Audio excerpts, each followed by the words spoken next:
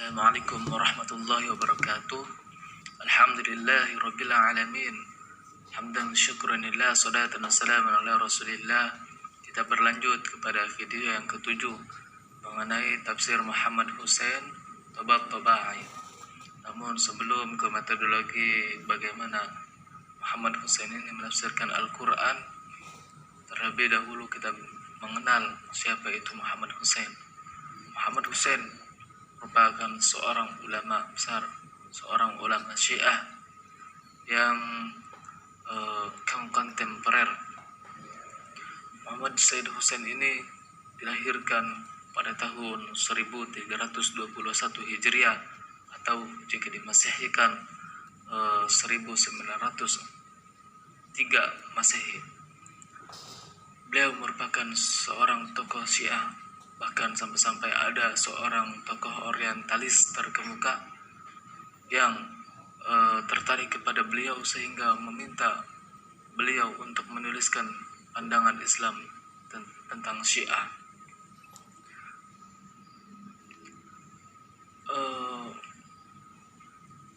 Tabai juga sangat gelut sekali dalam mempelajari ilmu, khususnya ilmu agama. Beliau mengabdikan dirinya sepenuhnya untuk menuntut ilmu agamanya Allah Subhanahu wa taala. Pada tahun 1934 Hijriah, Al-Alamah Tabai ini setelah belajar menuntut ilmu kemudian kembali ke salah satu tempat, yakni Tabriz, untuk menghabiskan beberapa tahunnya untuk mengajarkan sejumlah ilmu kepada murid-muridnya. Inilah salah satu akhlak beliau setelah belajar menekuni agama kemudian mengamalkannya dengan cara menyebarkan agama tersebut kepada umat Islam pada umumnya. Itulah sekilas mengenai biografi ataupun suatu biodata diri daripada Muhammad Hussein Tabat-Tabai ini.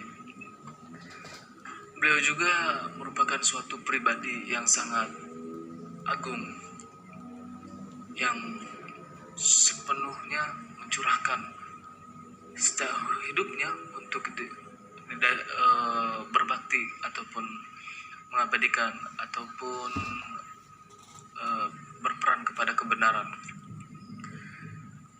Kecintaan pada suatu ilmu yang sangat melekat pada dirinya, sehingga beliau dilambangkan dari suatu tradisi panjang sebagai kesarjanaan dan ilmu-ilmu tradisional Islam. Beliau hadir meniupkan suatu aroma dari suatu pribadi yang mendapatkan pengetahuan tentang ketuhanan.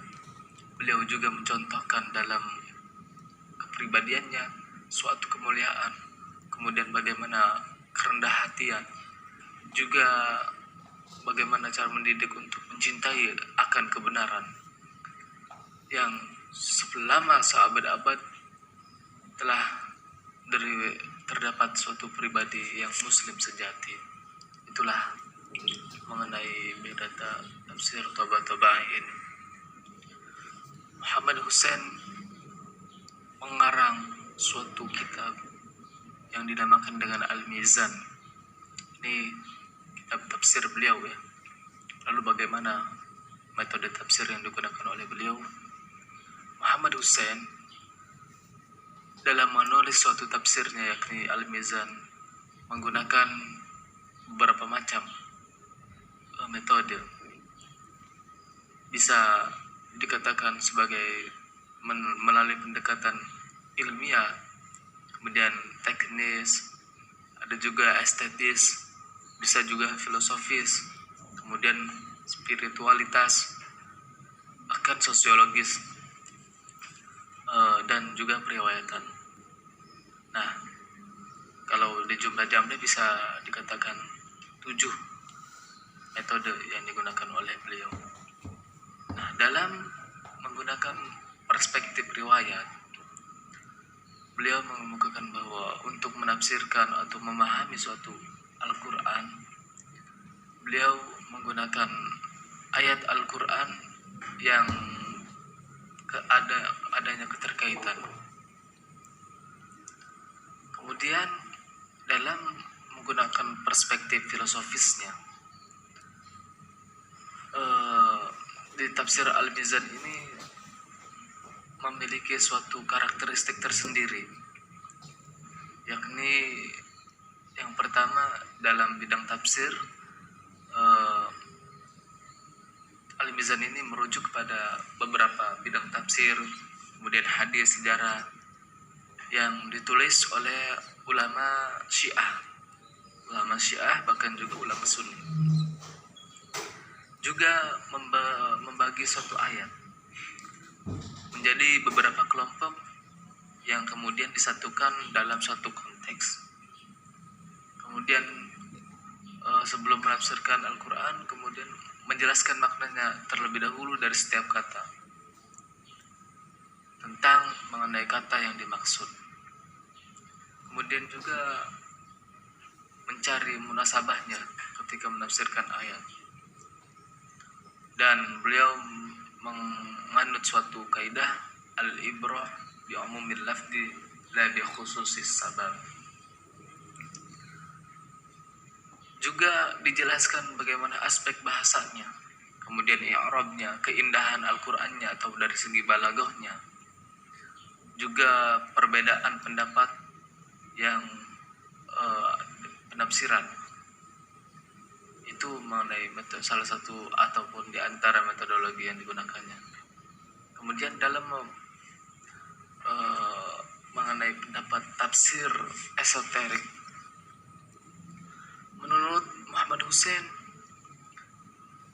dalam Al-Quran itu memiliki makna lahir dan makna batin. Apa sih yang dimaksud dengan makna batin? Makna batin itu suatu makna tersirat, makna yang dihasilkan asal atas dasar suatu proses pentakwilan. Biasanya makna batin ini terdapat di dalam suatu tafsir yang bercorakan sufi. Ini yang dinamakan dengan makna batin. Kemudian makna yang terkandung di dalam suatu ayat yang mutasyabihat.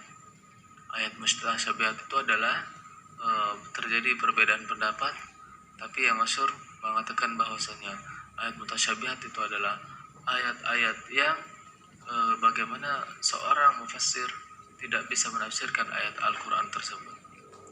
Bukan tidak bisa ya, melainkan banyak agak lumayan kesulitan juga. Kemudian dalam satu riwayat dari Hasan Al-Basri bahwasanya setiap ayat itu mempunyai 4 lapisan makna. Ya, makna lahir, kemudian ada juga makna batin, kemudian had dan mutol. Makna lahir ini bisa disebut dengan tilawah atau bacaan. Kemudian makna batin adalah al-fahmu, suatu pemahaman.